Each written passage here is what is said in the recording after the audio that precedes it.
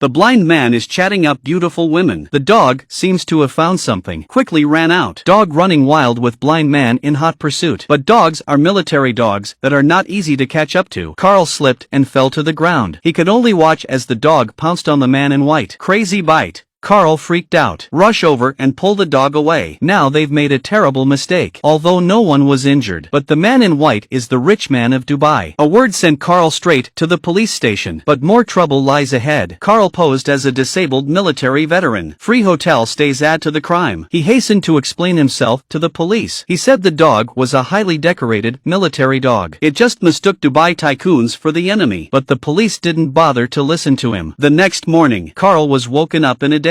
He was told he was free to go. One man and one dog on their way. By noon they were resting by the sea. The dog knows he's made a mistake. Be good and lie down next to Carl. Carl made a deal with the dog. If the dog is obedient next, he will apply to adopt the dog when the funeral is over. Dogs want to live a quiet life, too. It resolutely agreed to shake Carl's hand, full of food and drink. They continued to set off, but in the evening it began to rain down along the road. The dog was frightened into being in the car by the lightning. The car has stalled. Carl rushed off the bus to check it out. But the problem was serious. They had no choice but to go out in the rain for help. They came to an abandoned warehouse. Nothing was found. With the dog ready to leave, all of a sudden there's a blast out there and Ray Carr gets a fright. Dogs react more violently. The roar of the thunder made it think it was on the battlefield. The dog began to growl furiously, looking for the enemy everywhere. Carl hurries to comfort the dog. Calm down.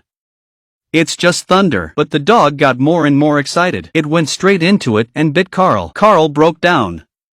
He dumped his backpack. Rage against the weakness of the dog. The dog has never seen Carl like this. It froze with fear. See the dog quiet down. Carl turned and walked outside. Dogs can't forget the pain of war. He is the same. Looking at Carl's helpless back, the dog's eyes are filled with remorse and guilt. They were on their way to the funeral. The dog can hardly walk. It sits on the ground and then lies down. Carl had no choice but to pick up the dog and continue on his way. They arrived at the scene before the funeral was over. Carl dressed his dog well to the master's grave. When he saw his owner's photo, the dog tried to rush over. Carl grabbed it to calm it down, waiting for the dog to calm down. Before Carl lets go of the leash, dog walks up and lies down on owner's shoe. As a military dog, he knew his master had gone forever, but the residual smell. But let it feel the peace and tranquility that has not been seen for a long time. Dogs may be upset, but funeral must end. Arriving at the barracks, Carl knew the dog was going to be euthanized. He knew in his heart that the dog had done nothing wrong. It's just the army doesn't need it anymore. He put a lock on the dog himself. Let the soldiers take it away. Afraid to look at it again. Yet just as Carl was leaving, behind him the dog, however, frenzied struggle, yelling at Carl repeatedly. Through the ordeal he has come to regard Carl as his companion. The dog is not afraid of death, but he is afraid of being alone. So the always disciplined man disobeyed military orders for the first time. Carl reverses back and takes the dog with him, and then one foot on the gas to a new life. Like can pay attention to me. See you next time.